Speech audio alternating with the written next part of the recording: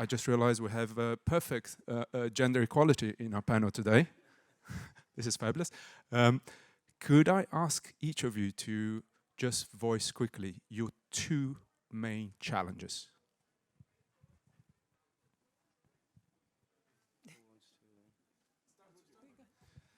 Okay, point blank range. I think our 2 biggest challenges is, as I stated in the presentation, managing over 3,000 hectares of land. That just, the size of it is incredible to manage. There's political tensions in the area. There's logging, there's encroachment. So that as a whole is a challenge. And the second challenge is, of course, getting the resources to manage that area efficiently. Because without the appropriate resources, yeah, we have 3,000 hectares on paper, but what are we doing with it? So I think management and the resources are the biggest challenges. Thank you. Thanks. Yeah, I mean, definitely the biggest challenge is financing for conservation. It's not a big money maker. Maybe we'll get back to that. I'm not a big believer in getting a return on conservation. I'll just say that's maybe a weird thing to say at an investor conference, but I don't think there's a lot of money in conservation. So it is, a donation really that we're looking for, and so it's about how to monetize the fact that you're making a donation, maybe through employee loyalty or linking it with investment that, kind of trying to offset the environmental risks of an investment. But anyway, I think there are a lot of challenges around how to get financing and how to make it these attractive projects for companies, really. So that's actually just one challenge. That's my main challenge. The projects, there's no shortage of excellent conservation projects where lots of communities want to keep their forests protected, so that's not the issue. It's about financing it.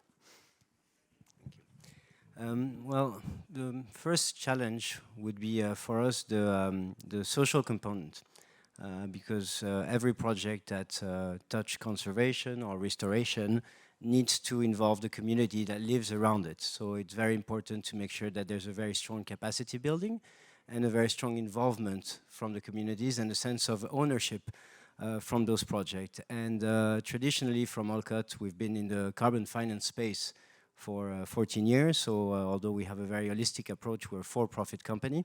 And we think that part of the empowerment is to have financial autonomy. And we have to find a way to bridge the gap between prices and value. And if we're going to do conservation, we need to take into consideration what are all the components of that conservation around the biodiversity. There's the social component, there's an education component, and that's really where, from a fair price, we should be able also to create productive activities that allow to cement the communities and get them involved in the day-to-day activities, economically returns, without having to deforest or degrade their livelihood. So, except those I mentioned in the presentation, should be time and water. For sure, for us, it's the conversation with water management institutions, because still it's not a norm that you would put effort into restoration of water courses and surroundings of water courses. So for us, that's challenging. And the conversation has been going on for 20 years. But yeah, now we are getting kind of popular in Slovakia, so we actually have some kind of voice, and we are starting to be a stakeholder that they need to listen to. So that's quite an achievement for us too. Thank you very much. I was just wondering if we should open the floor for questions before we delve a little bit deeper into those challenges. Any questions? Great. I'll jump in. Oh. No? Okay, I'll jump in. It really sounds like the main bottleneck is finance. Of course, there's all the management, the actually getting your hands, in the ground and making the projects work. So I was wondering if we could just explore a little bit more the detail of raising finance. And I think I'll start with Charlotte, if she could just share a little bit about your journey with regards to raising finance and then granting that. Could you tell us a bit more? Yeah, so we started with, like I said, the main driver of deforestation is agriculture. So our first target group was really looking at food companies that are purchasing these commodities that are driving deforestation. And so we've had some success with linking this idea of forest positive, protecting your forest footprint, so thinking about a plantation footprint or a mining footprint, offsetting that with a conservation footprint. So we've had some success with that. I would say when we look at the challenges that you guys maybe are facing in Colombia, when you look at the drivers of deforestation, a lot of times it is these small farmers. And so it's very complex to work with a big group of people, try to get the behavior change that we've been hearing about all day. And so it's a complex financial instrument, I would say, to convince an investor to invest in something like that. And the returns, these are small farmers. Whatever you take from them from a return, it's not going to be a lot. The incremental income that they're going to be making that they could, pay back an investment with is going to be small. So the ticket size, you guys saw, the ticket size here is really small too. So we've had some success working with large companies that get it, that they need to be doing conservation as well. But it is a challenge to sell this as an investment product for any company. I don't know if others. Well, you're a for-profit company. How have you made it work?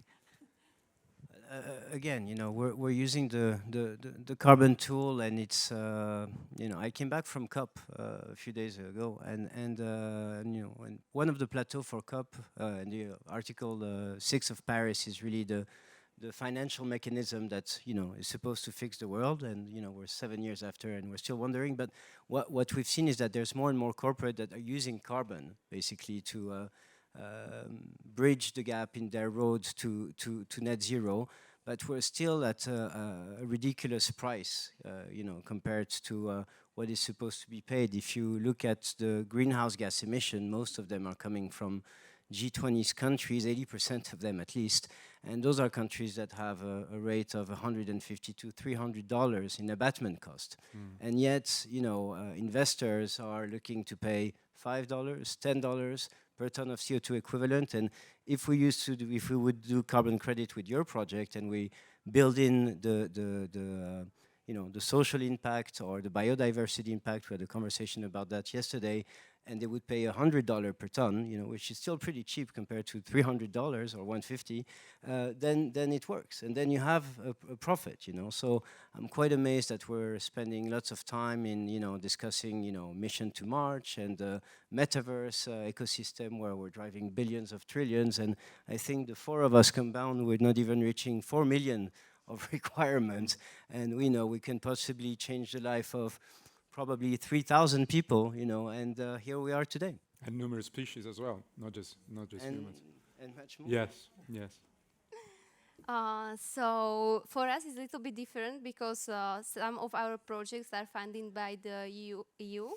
However, we can fund only up to 75%.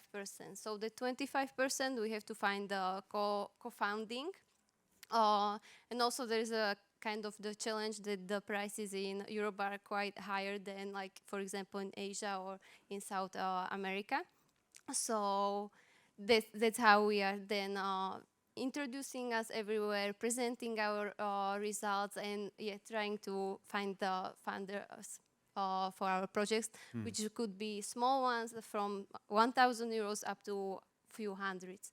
So it's super diverse, I would say. That's great. Thank you. Any questions from the floor? No?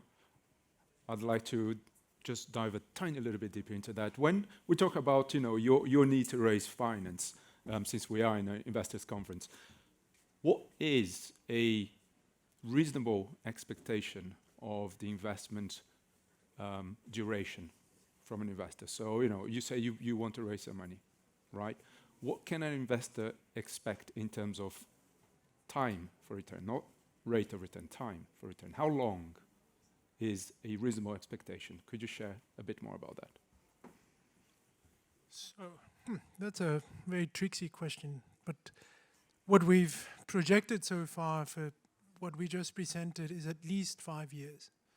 It's a big amount of money when it comes to like bill over bill, but it would be enough for us as we see how the project is growing, how the agroforestry project is developing, how we're sort of scratching the surface of the carbon market, that 5 years would be enough of a test for us to use those resources and invest them in a way that, and it might sound weird for financial investors, but in a way where they'll be there forever, for perpetuity. If we manage to conserve this area, if we manage to secure it, then it's going to be there.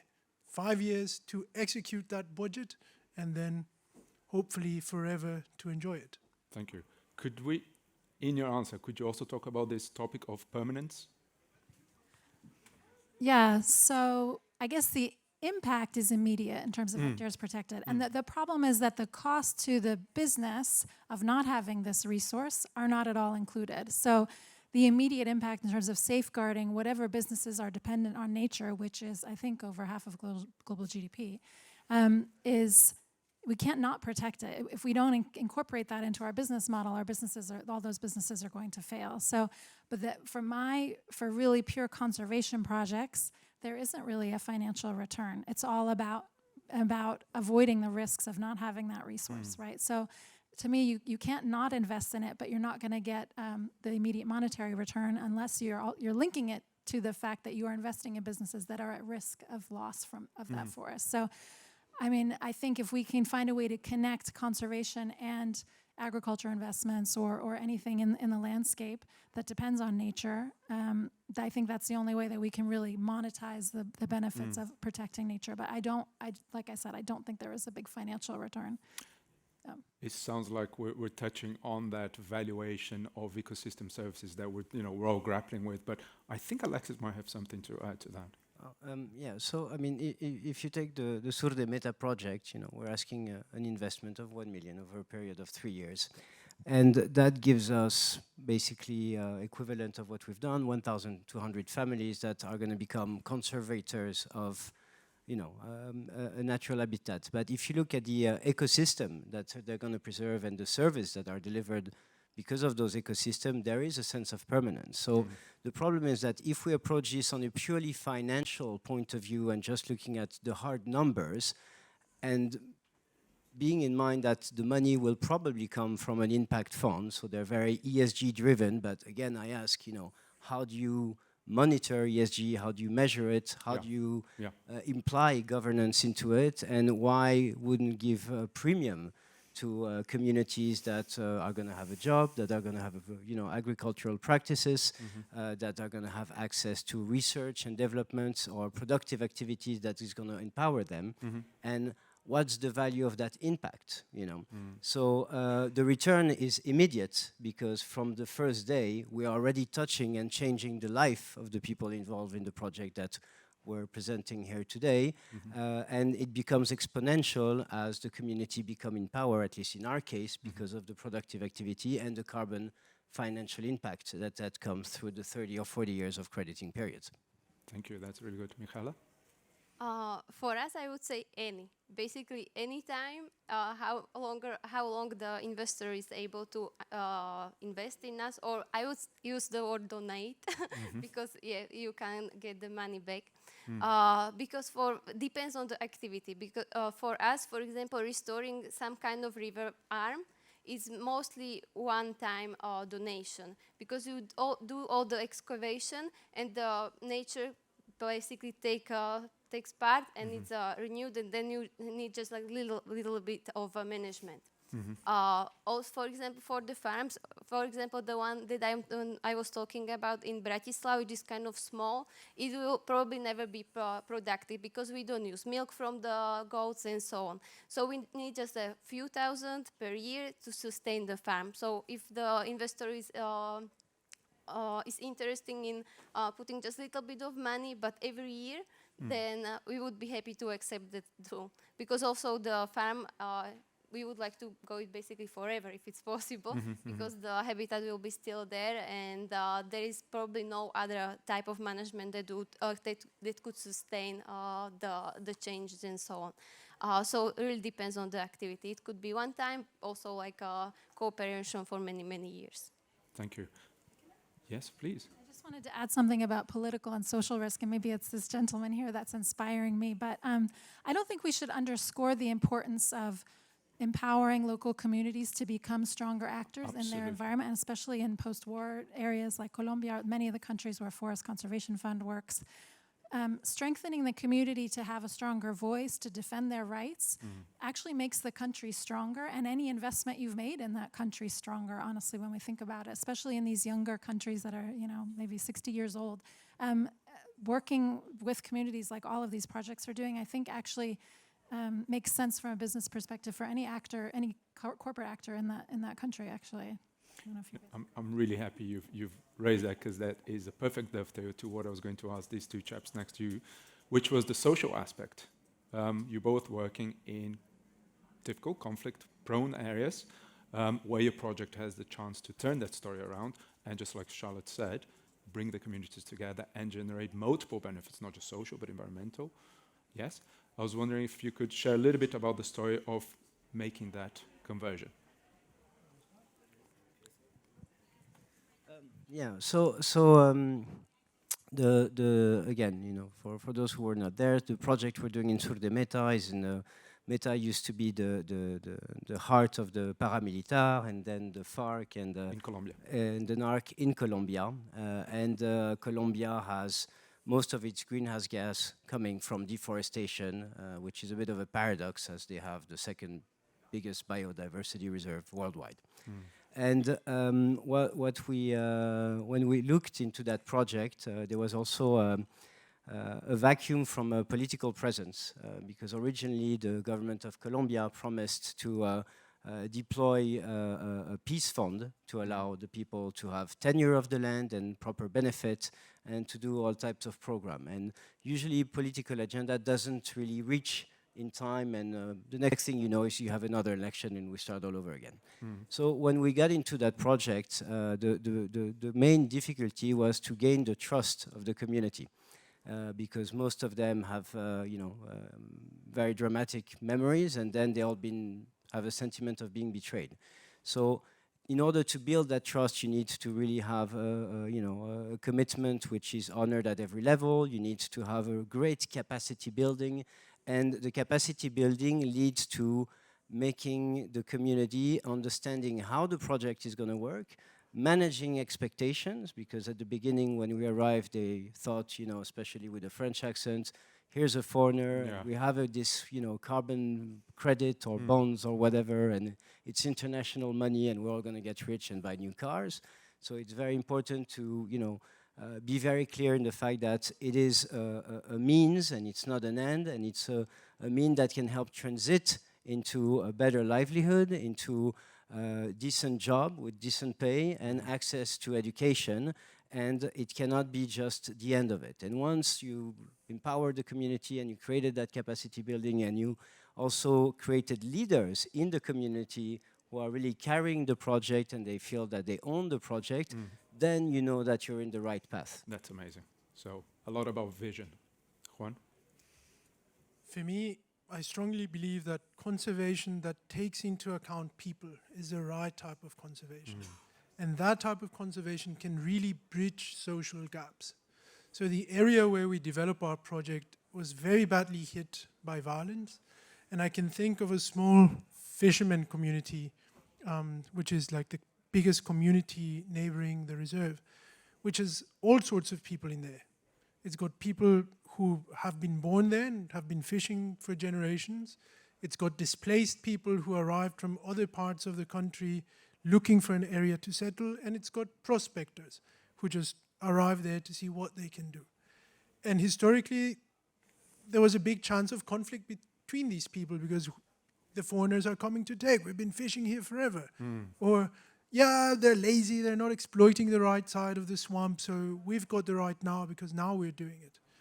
And one of the key projects that we have, working with these agroforestry projects and working towards helping people reach food sovereignty and making a small change into them meeting their livelihoods, helps clear those conflicts. It's no longer about competition, it's more about cooperation. How can we build? Okay, so maybe you plant cassava and we plant plantains. And then 6 months from now, you have half of my crop and I take half of yours.